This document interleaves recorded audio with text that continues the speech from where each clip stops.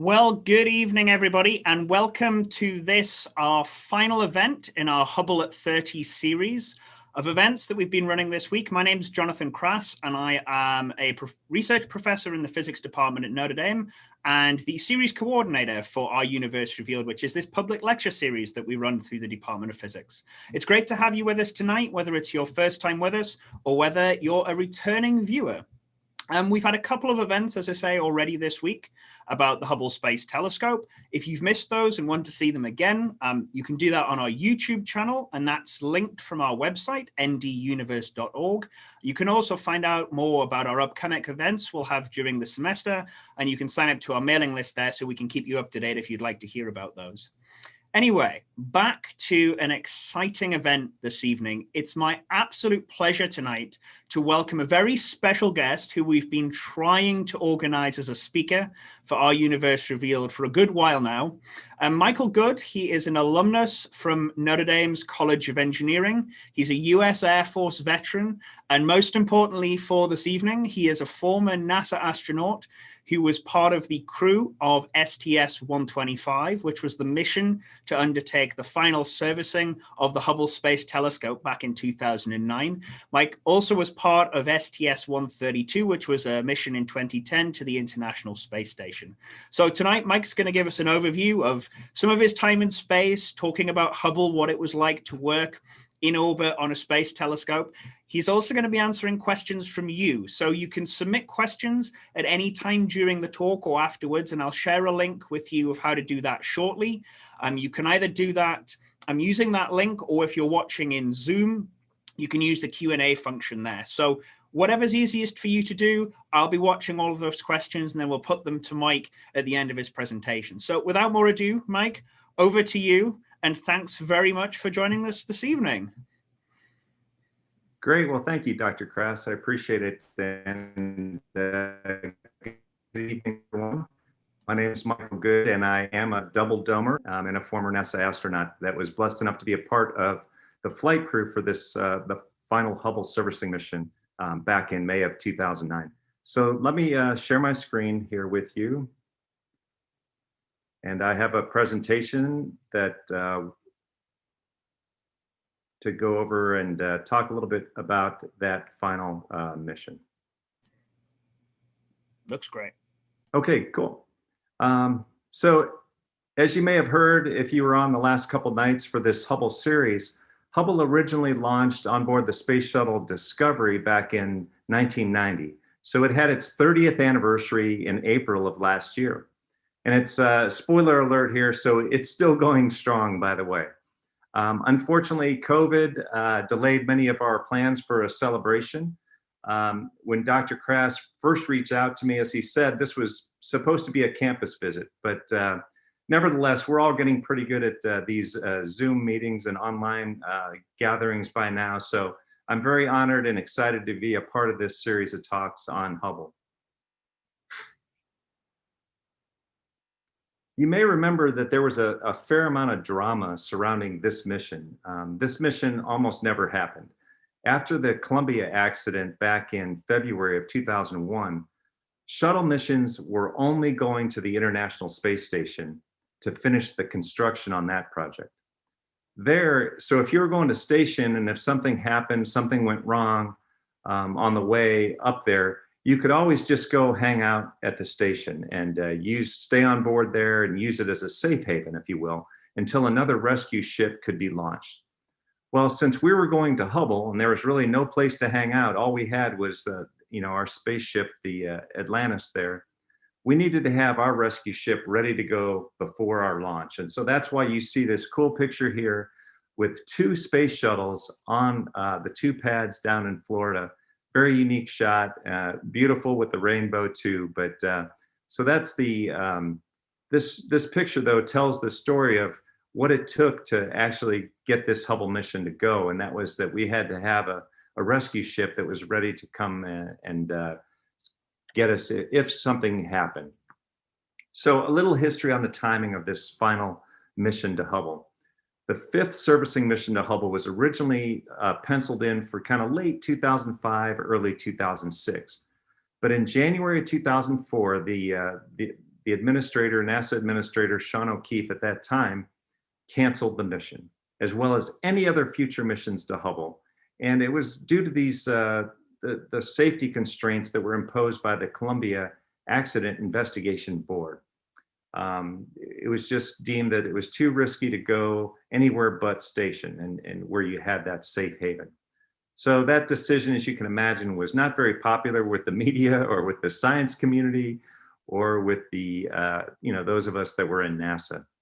Well, Administrator O'Keefe resigned in December of 2004, and his replacement was Mike Griffin. And it took him just a couple months to decide that, well, I think it's worth reconsidering this. Mike Griffin, he agreed with the National Academy of Sciences that said that, a robotic mission was just not feasible. We were looking at that, but it just wasn't going to work out. And he thought that in light of some of the changes that were made to the external tank that you see there in orange on the space shuttle, as part of the return to flight changes that were made following the Columbia accident, we felt like we had a path to go look at doing a Hubble repair mission again. And so fast forward a couple years it was Halloween in 2006, and Michael Griffin announced that the Hubble servicing missions were back. He reinstated a mission for 2008, and he announced the crew on that Halloween. And so we were going back to Hubble, and I was lucky enough to be on the crew. So, fast forward a couple years to 2008 now, and after a few delays for some hurricanes in Florida, there was a lot of roadblocks along the way here. A few hurricanes delayed things. There were a few delays with the new external tanks, that orange tank there, the foam on that was the cause of the Columbia accident. Atlantis finally rolled out to the pad in September 2008, and that's what you're looking at here. It was supposed to be for October launch.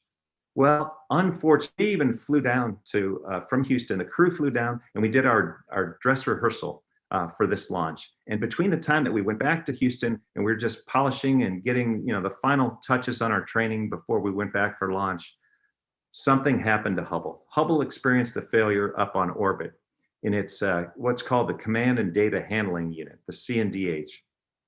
So this is basically the onboard computer that enables the data to get sent down from the telescope to the ground. So essentially the telescope was still working, the instruments were still working, but there's no way to get it to the ground. It's basically useless. So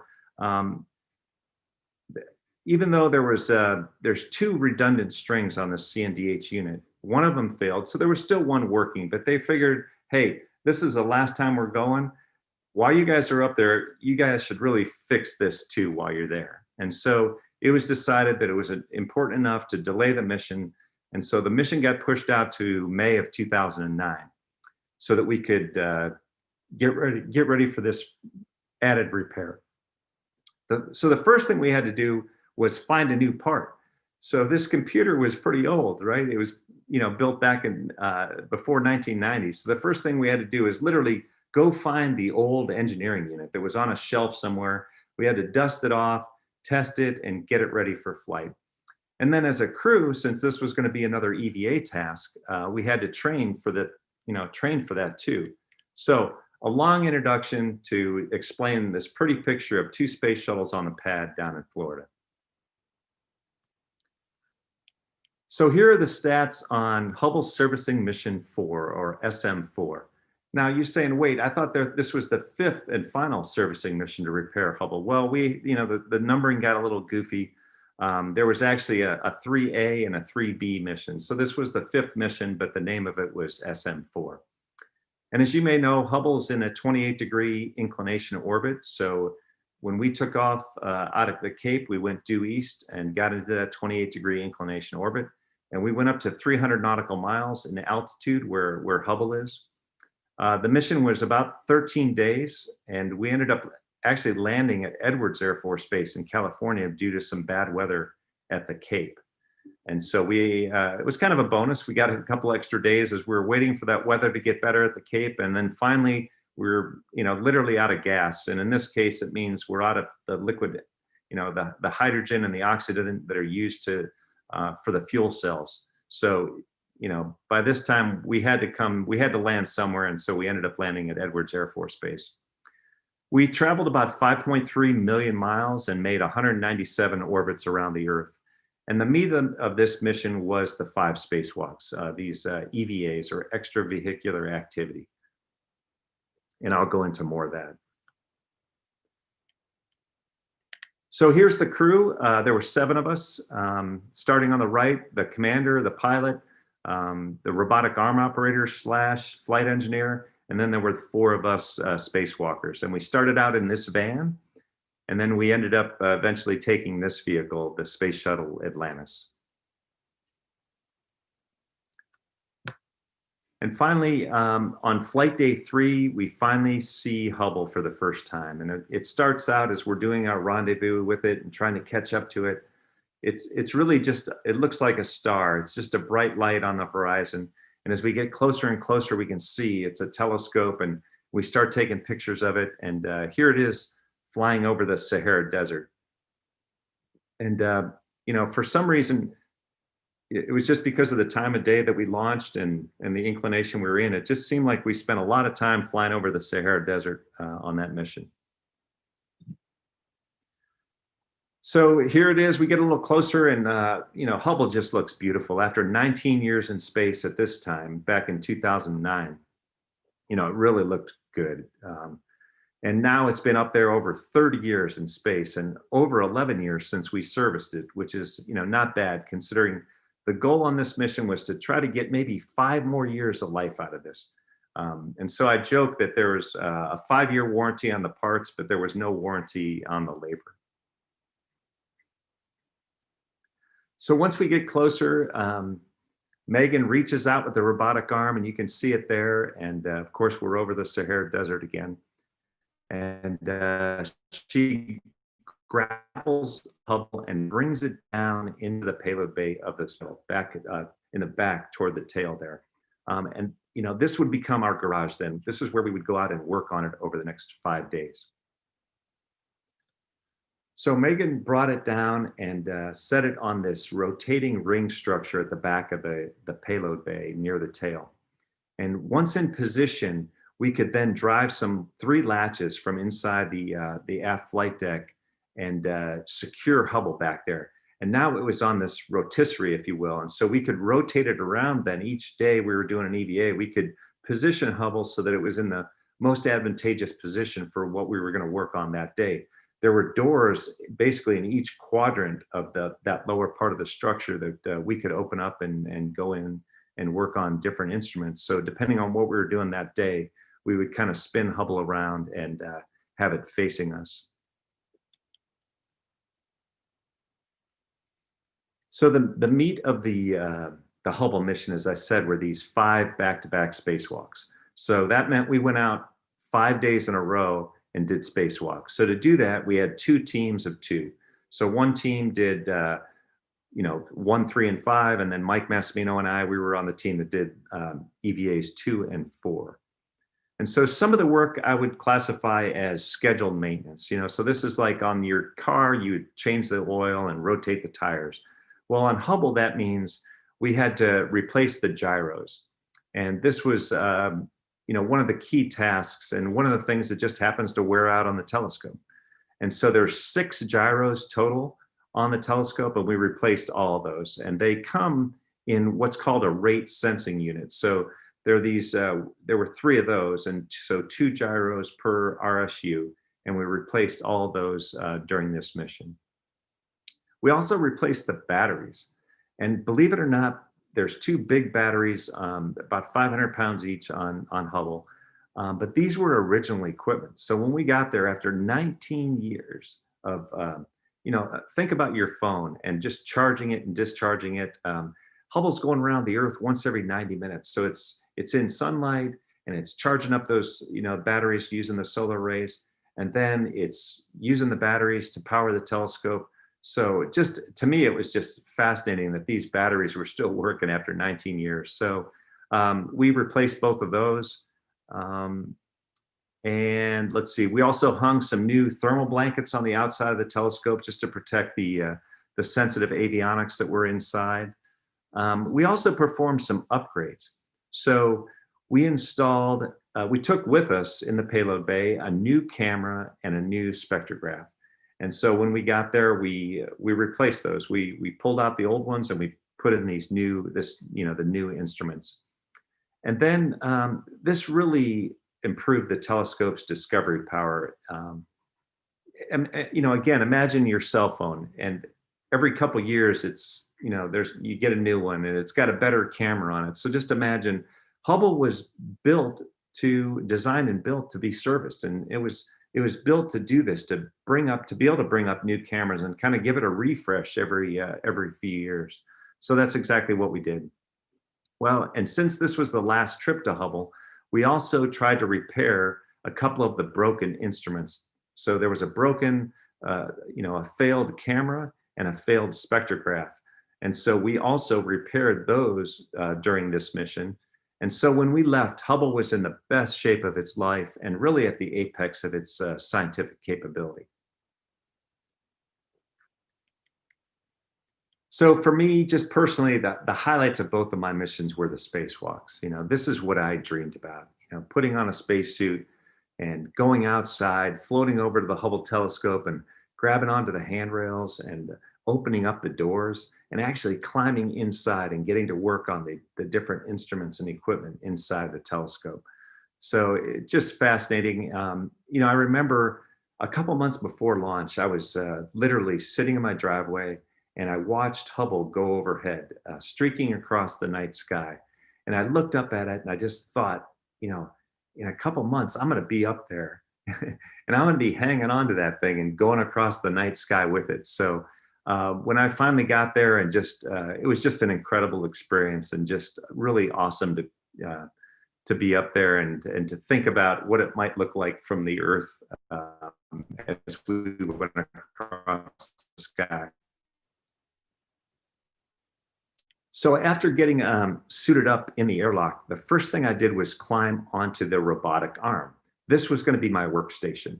And you can see the tool handle that's in front of me, and with all the tools that we would use. And I could hook my feet into into the boot plate, so then I could use both my hands to work. All right, so this is the same robotic arm that Megan used to grab the telescope. Now we were using it. We put this, boot plate in there, and it had this tool handle extension on it, and the grapple fixture held onto that so that I could actually get on the arm, and Megan could fly me around the payload bay. And again, hanging on with my feet. Since we're up in space and it's microgravity, you always have to be holding on to something. We had safety tethers that kept us tethered to structure in case, we did float away, but you always have to be hanging on to something. So in this case, I can hang on with my feet and then use both hands to work and do my job. So here's kind of a cool shot from the camera on the end of that robotic arm. And it's looking back at the nose and into the aft windows of the flight deck there. So this was taken right after we, let go of Hubble and had it down in the payload bay. So we're looking back at the nose, and you could see all the carriers that were in the payload bay that were full of our tools and all the spare parts and everything for the telescope. And they're those things that are kind of that orange or bronzish color. Those are all the carriers. And then you can also see the airlock there toward the front of the payload bay.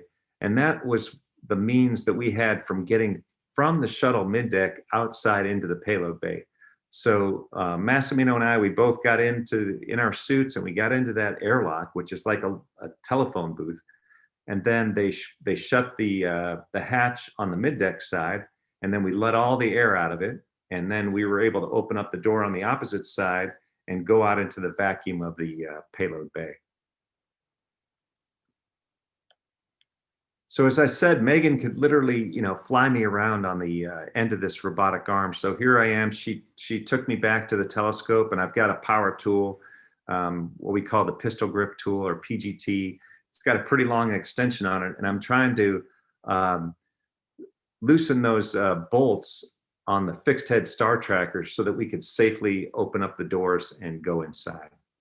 So power tools in space, pretty good job. So here we have the doors open now, and you can see my spacewalking partner, Mike Massimino. He's there. He's inside the telescope, and he's working on the repair to the Space Telescope Imaging Spectrograph, or STIS. So we worked together. I was on the outside, and he was on the inside. So I was handing him tools and parts and things, and then I would occasionally jump off the arm and go down into the payload bay and maybe pick something else up that we needed, or put something away that we were done with. So it was, literally, we were doing surgery on Hubble here, and we had turned the inside of Hubble into an operating room.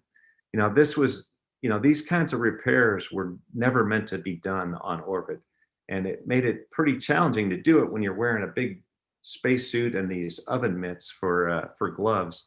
But again, a lot of innovation and a great team effort on designing a lot of new tools and training to get all this, to make it all possible. So I included this picture too, just to give you a sense of scale for how big these instruments are. So this one is not STIS. This isn't the instrument that we were working on, but it's the same size. All the axial instruments that were down in that lower part of the Hubble telescope were all about the same size. They're about the size of a big refrigerator. And think of Hubble as being about the size of a big bus. So we brought up one new camera and one new spectrograph, but we didn't have room in the bay for another instrument of this size. So instead of bringing up a new camera and a new spectrograph to replace those failed instruments, we devised this plan to repair them inside the telescope. And just a note for, it's kind of a neat note, this is something that we took out of the telescope. This was actually CoStar. So this was the corrective optics that was taken up on that very first service where the images were blurry, the mirror was ground off just a little bit on one side. And so this was the corrective optics that went into the telescope at the beginning that made it all good again. But over time, all those corrective optics were built into each of the instruments, so it was no longer needed. So we were able to take it out and in its place put in a new spectrograph. And so really increasing the scientific capability of the telescope. So just kind of an aside there. So this is a shot of Mike Massimino and I. We're working on this. We're practicing on a mock-up in our office back in Houston. And we literally did this hundreds of times before we went up and did it for real inside the telescope. But this is again for that STIS repair, that Space Telescope Imaging Spectrograph. And to do that repair, we had to take a panel off of the front of this instrument so that we could get inside of it and make the repair. Well, the tricky thing is that there were over 111 non-captive little screws and washers on this panel. So we had to, and when I say we, I mean the team, it was an engineering challenge to devise a new tool like this that could be used to capture. It was called the fastener capture plate. And so you can see there was little holes drilled in it that we could put our screwdriver through. And then when we loosened, the screw and the washer would be float and be captured in there between what you may not be able to see as a plexiglass forward face of it, and then the back side of it was the old panel. So you can see the different colors on it too. They represent the different little screw heads types and sizes. So we were actually constantly changing bits on that power screwdriver too, which was a kind of a tricky task in itself. So just a really neat, engineering solution to be able to, handle all those tiny little screws as they were floating in space.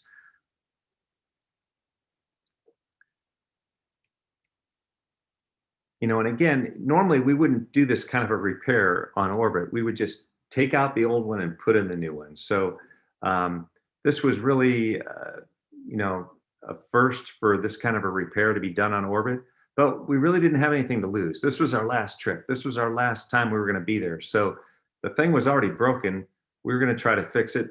But there was a little bit of a trade-off because we risked maybe doing some damage to the rest of the telescope in doing so, but everything worked out.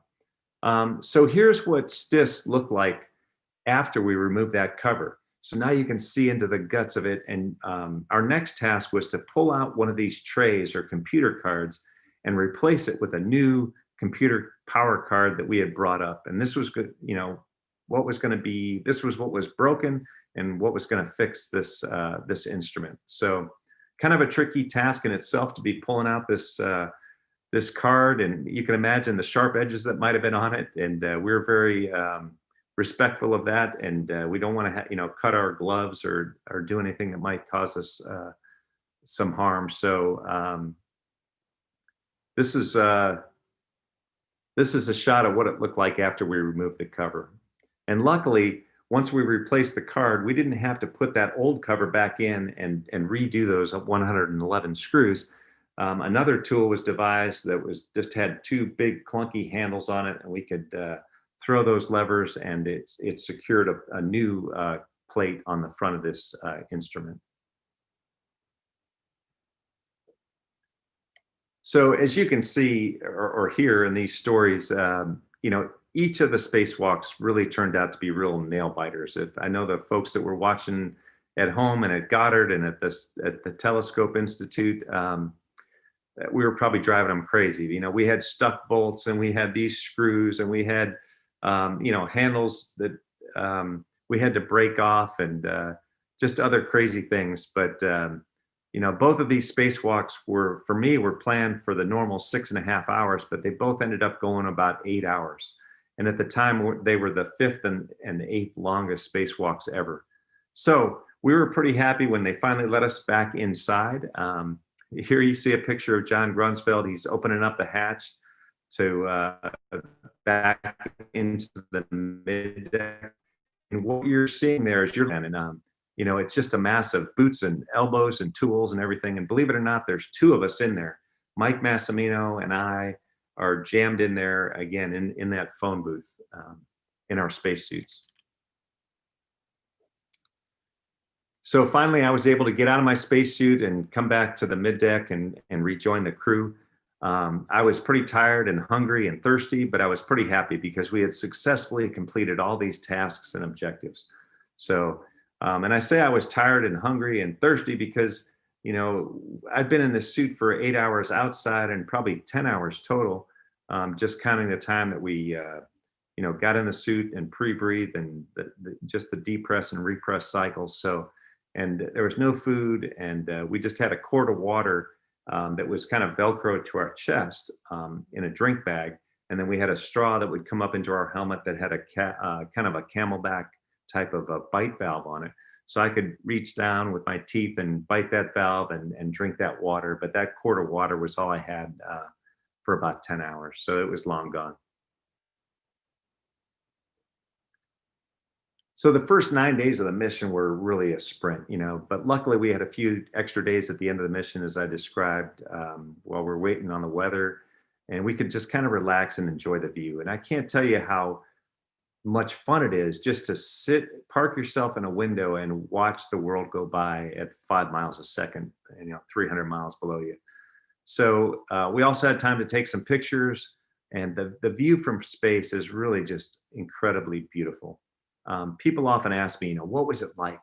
And it's hard to describe, and these pictures don't really capture all the colors and the amazing glory of God's creation, but this is what it was like. This is one picture showing a sunrise over the tail of Atlantis, and just a beautiful sight.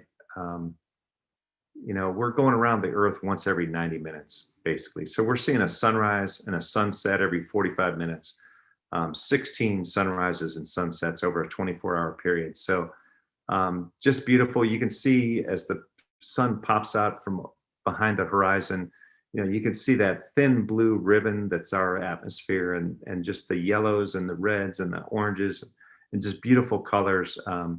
But the difference is that we're going 17,500 miles an hour. So things are happening a lot faster. You know, when we watch a sunset here on the beach, maybe, and we're sitting there and we're watching the sun slowly sink into the ocean. It's a little different when you're, you know, going that fast around the planet, and it's more like, you know, light, light, light, dark. You know, it just happens very quickly. So Megan did a great job here catching this picture of a sunrise on board Atlantis. So, sorry. So if you were in Notre Dame this evening, here's what you look like from space. This photo was taken in April of 2002, ironically, by a Purdue guy who probably just always wanted to go to Notre Dame. But you know, you could see the airport over here on the west side of the picture, and you can see the campus here. I don't know if you can see my cursor, but you can see the two lakes. And you can actually see the stadium and the two white domes of the ACC. So before I finish up, I just want to share some of the incredible pictures that Hubble has sent down to us from all over the universe. You know, this is why we went. You know, we went to enable science, not only for the astronomers and astrophysicists who may be joining us tonight, but it's also to inspire students and teachers and everyone else to explore our universe. You know, it's pretty satisfying to see these results, you know, in these pictures that were taken by the cameras that we put in and that we repaired on our mission.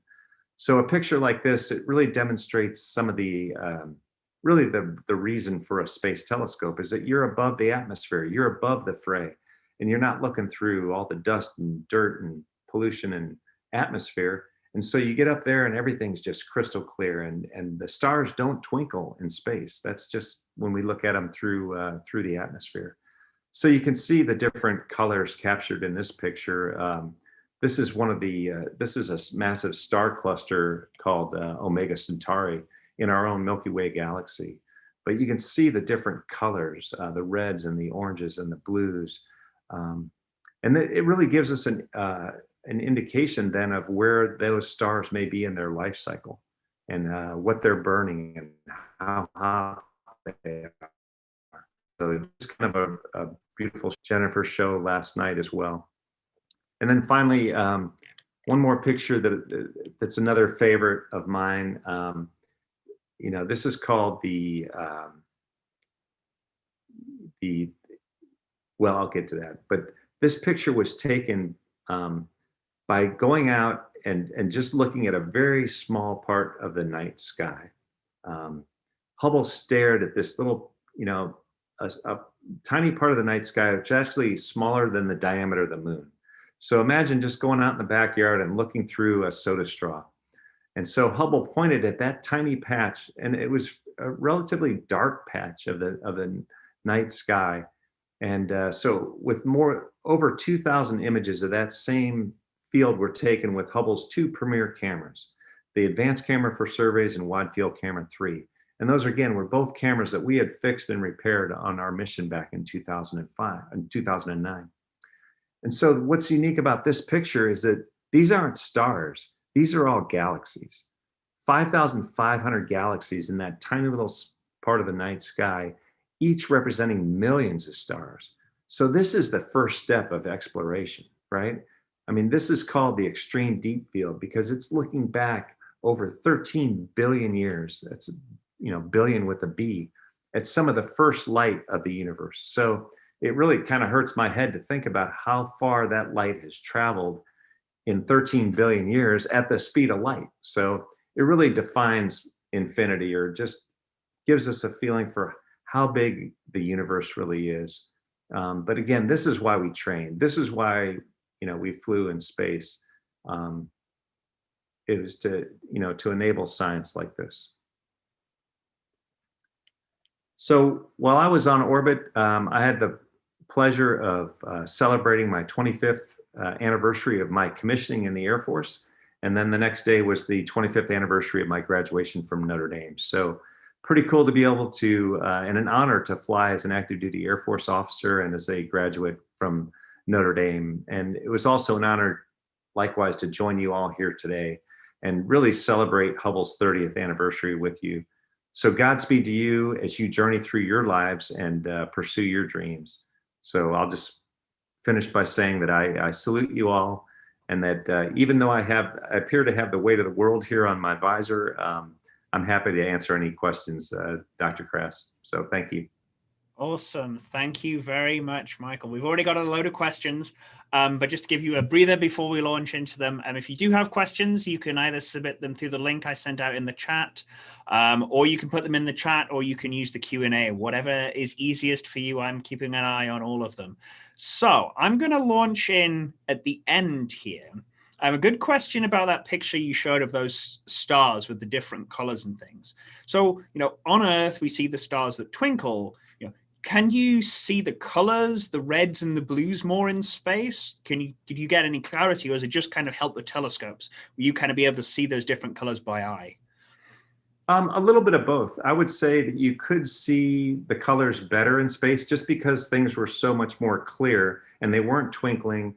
The stars actually looked smaller, if you will, because they weren't kind of blown out and bursting, and that you might get that effect of going through the atmosphere.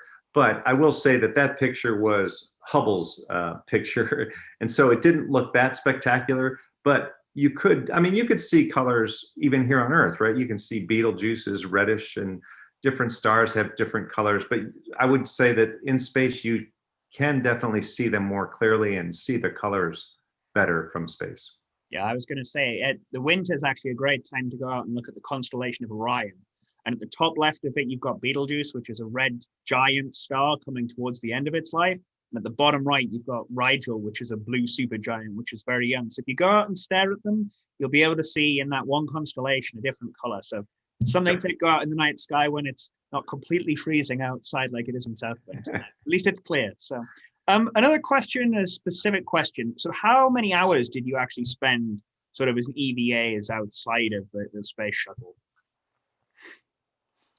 Well, so both of my EVAs were about 8 hours each. So,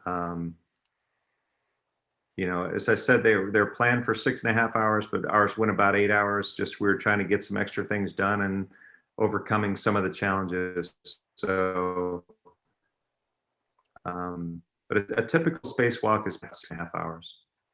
Does that answer the question, or was yeah, it a different question? It does. It does. And then you showed all of these pictures and the practices and everything that you did on Earth, but in your office.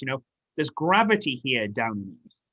So how do you compensate for that? How do you is it very much everything's very well choreographed beforehand and it's very practiced? How do you handle that gravity and then no gravity kind of change between them? Yeah, that's a great point that I didn't show how we really, I showed a little bit of how we were practicing in the office, but I didn't show how we really trained for our spacewalks is in a huge swimming pool at NASA. It's about 40 feet deep and it has 6 million gallons of water. So we could put, full scale mock-ups of the space shuttle and the Hubble telescope in the water. And then we get in the water in our spacesuits, and they would, it was called the Neutral Buoyancy Laboratory, which is a fancy name for the pool, but it indicates that we were, they would weigh us out and put some foam on us here and some weights on us here so that we were neutrally buoyant in that column of water. So we were floating. And that was actually the best way to train for the weightlessness of space, was to do it in a pool. And so we did carefully choreograph every step and thought through contingencies. And if this happens, or if this goes wrong, we're going to do this. But the main way that we were able to train for zero gravity was in a pool. So and it's very realistic. I mean, I can tell you when I got into the payload bay for my first EVA, and I'm looking around, it was like I'd been there before. I mean, everything looked, I knew where everything was.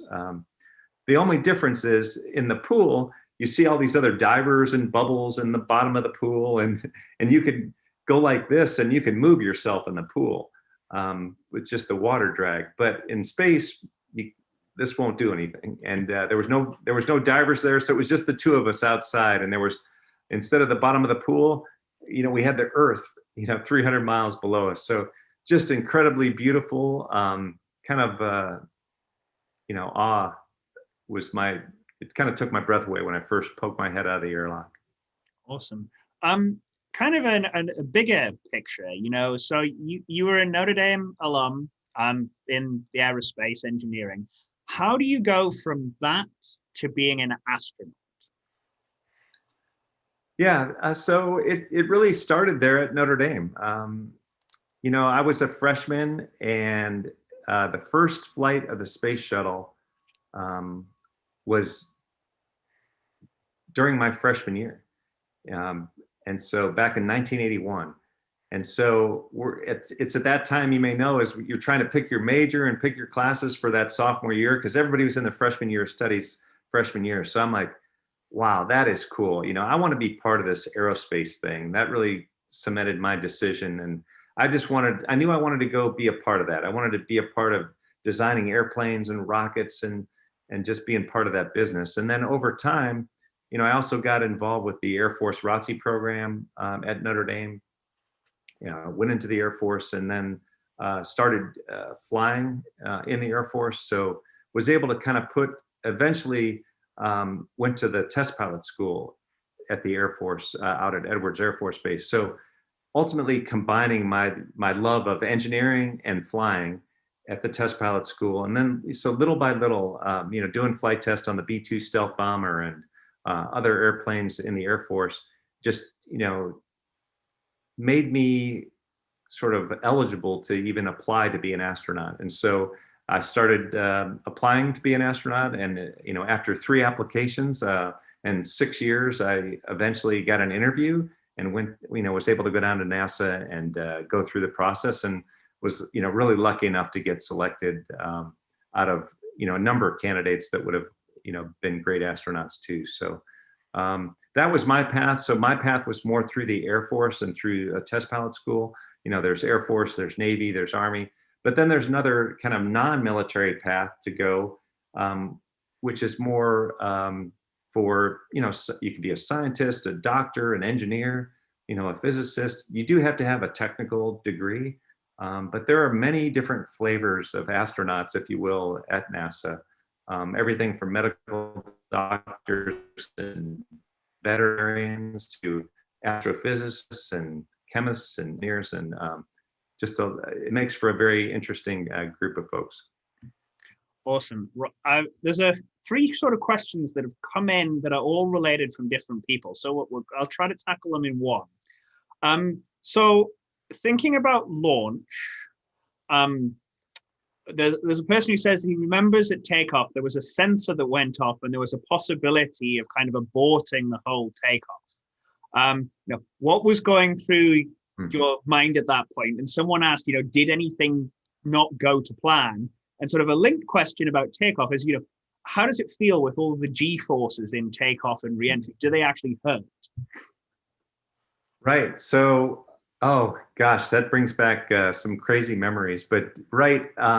So here it is, my first flight. I'm a rookie. Don't know, what this is going to be like. We spent a lot of time in simulators, even motion simulators, but nothing is going to simulate launch, right? When those 2 solid rocket boosters and the 3 main engines from the shuttle launch, I mean, you're going somewhere and pretty quickly. By the time we clear the launch pad, we're already going 100 miles an hour. And so you just keep accelerating. And as you burn down fuel and you get lighter, you go faster and faster, and you build up to 3 Gs, the force of, 3 times the force of gravity. And it's going through your chest because you're accelerating. And so it actually gets to where it's a little hard to breathe. We don't think about breathing here on Earth, but we're expanding our chest. And so if you had that force on your chest, it's just a little bit harder to get a breath in, and harder to pick up your hand and to move a switch or to write on your kneeboard or do any of those normal tasks. And so the ride to space is pretty fast. It's only 8.5 minutes, and we go from 0 to 17,500 miles an hour, and we go from sitting on the launch pad to those 3 Gs getting pushed back into our seat to then the engines cut off and we're floating, and we're floating in space for the next couple of weeks. So all that was a really exciting experience to go through the launch. But and as I said, we went through a lot of simulators, and so we were ready for all the things that could go wrong. But you don't expect that on the real day. You expect that to be kind of a milk run, as we say. Everything's gonna work. Like there's no evil instructors back there, putting in malfunctions. And so, but sure enough, right off the pad, we got a master alarm, and we lost one of the 4 channels we had for our flight control channels. So kind of a big deal coming off the pad, and we just had to sort through that. Luckily, we had some redundancy there, but if we were now just one failure away from being in trouble, because if you lost another channel, then you were down to 2, and then the voting scheme gets kind of messed up, right? It's like a person with 2 watches. You really don't know what time it is, right? If they're different. So yeah, it was a little dicey there. And then a little bit later during launch and ascent, we had indications that one of the 3 space shuttle main engines was going down. And so we thought it was going to quit, and we might end up having to abort. And we were expecting to maybe go over to what we called TAL, the transatlantic abort, and end up somewhere over in Europe. So yeah, it was a much more exciting ride to space than I really was going for. I was really looking forward to just enjoying it without any malfunctions, and but it was pretty exciting. But we got there, and like I said, 8.5 minutes. It's a pretty quick ride to space, so you don't have a lot of time to think about it. Awesome. Kind of related. You had showed that when you were taking the panels off the spectrograph, the imaging spectrograph, there's lots of bolts and nuts and things that I know. I build instruments in the lab, and it's bad enough when I drop things and I lose them. How often did you lose screws? What do you do then? Do you carry spares, or is it a case of it's so well engineered that they're kind of contained so you can't really lose them? So it's a huge emphasis. I mean, you don't want to lose anything up there, and you don't want to create any foreign objects inside the telescope that could end up floating around in there or end up on the mirror, and then that's going to be a big bug in every picture that comes down after that. So yeah, we were just very careful with our tools. Everything is always tethered, so that if you do happen to lose grip on it, that it's still going to be connected to you, and you'll be able to bring it back in. And then these screws, typically a screw is not going to be non-active, so it won't be able to get away from you. And that's why for that one task, we had to build a special tool that was made to secure those screws in there so they couldn't get out. So yeah, we really didn't carry any extra screws or bolts or anything. It was they were all contained. Awesome. I guess one question that's come up, and it came up yesterday, we asked about what the current status of Hubble is. It was designed after the mission for about 5 years, and it's now been going 11. And Tom said that there was 6 gyros that you mentioned, and 3 of the old design have kind of now given up the ghost, and 3 of the new design are still going strong. But what are the actual, we've had a lot of talk about gyros, but why are they so important? What do they do? Right. Well, so these gyros are really what allows the telescope to point so accurately. And they're used together with another instrument that's called a fine guidance sensor. But, the telescope is looking back at this light from so far away. So you can imagine pointing it is very important. Just being off a little bit when you're going that far, you can completely miss something. So it's the gyros that allow the telescope to point very accurately. And I think the analogy is like if you were on the, in New York City on the Empire State Building, and you could, shine a laser to, the Washington Monument, you could put that laser on a quarter at that distance. I mean, that's how accurate we're talking about pointing this instrument. So. Yeah, it's all about pointing. Exactly. So yeah, it's there. We have to just keep hoping that they keep working, because otherwise we'll have to change the science we can do with them. We can still do stuff, but it'll just change our capabilities. A couple of final questions, and it just give a chance if there's any others that people want to ask. So in total, you've done the 2 space missions going up both for the ISS and Hubble. So how long in total have you been in space? Yeah, so I've flown two missions. They were both about the same amount of time. They're 25 days total. They were both space shuttle missions. The one I went to Hubble, and then the other one I went to the International Space Station. So kind of cool to be able to get to go to two different destinations, two very different missions because they're different orbits. ISS is on a 51-degree inclination, so you get to see a lot more of the Earth really as you're going around. So we're going around the Earth once every 90 minutes, and so the Earth turns a little bit in that time, and so the next time you go around, you're going over a different part of the ground, right? So I really was able to see a lot of the Earth that I'll probably I had never seen before and may never get to see again. So neat to go to two very different missions, and the spacewalks that I did at the ISS were out of the ISS airlock. So instead of being in the payload bay and kind of working in your garage, it was more like, I had a 20-minute commute to get to work, and really felt like I was out in the neighborhood. And so the views from out there on the hanging out at the very edge of the International Space Station, very outboard on P6, just amazing. Awesome. There's one question come in that I'm going to touch on. It's a nice one to think ahead a little bit. So, Hubble's been up there a long time now, and there's lots of new space telescopes. James Webb is going to launch later this year. How is that going to differ from Hubble in terms of, serviceability? Hubble, we keep going up and have been able to go up and fix. And obviously with the retirement of the space shuttle right now, we don't have the capability to do that. So, without having that capability, what does that mean for, the future space telescopes? Are they going to be able to be around as long, or is it going to be sort of a shorter lifetime for those kind of missions? Right. So James Webb, on the positive side, it's a much bigger mirror. It's going out 1 million miles. So Hubble's only 300 miles of, in low Earth orbit, and this is going to be out at one of the Lagrange points at 1 million miles. And so, the background there is much cooler. So the performance of that telescope is going to be amazing. It's going to be more than what Hubble can do. But as you point out, we can't go service it. So first of all, it has to work the first time. It has to all engineered and designed and tested, and it's it has to unfold and do all the things. It has to survive the launch and get all the way out there and turn on, and it's got to work the first time. So that's a challenge, and we can't service it, and so we can't upgrade it and prolong its life in any way. So you're right. I would expect it to last a much shorter time, probably in the around 5 years versus 30 years for Hubble. So, but you trade that for the added performance and being able to see in different parts of the spectrum.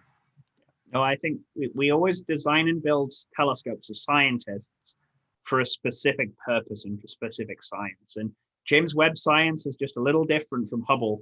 And, without having the shuttle to go up and service it, it just changes the parameters that we work in. So we make the best design we can with what we have available at the time. So I'm going to finish on a lighter question here. Astronauts are famous people. And Mike, Matt, your colleague that you had has become a little bit of a celebrity, starring on The Big Bang Theory. And so the question is, how did he get that opportunity and not you? Well, I'll just say that he's probably better at that than me. So Mike Massimino was a wonderful crewmate and great to go out and do spacewalks, but he's also a very interesting person. And so he's, he has taken that path, and he's, just has that personality. He's written books, and he's just very good at that. So he's been on The Big Bang Theory. You'll see him on other shows and things on TV. So I'd like to keep up with Mike, and just chatted with him recently. And he's quite a character, and he's very good at that. Awesome. I have got one final question that's just come in. And this was actually Daniela, who actually joined us last night, and she's 8. And she asked, why in the spacewalk did you only take water with you and not food as well?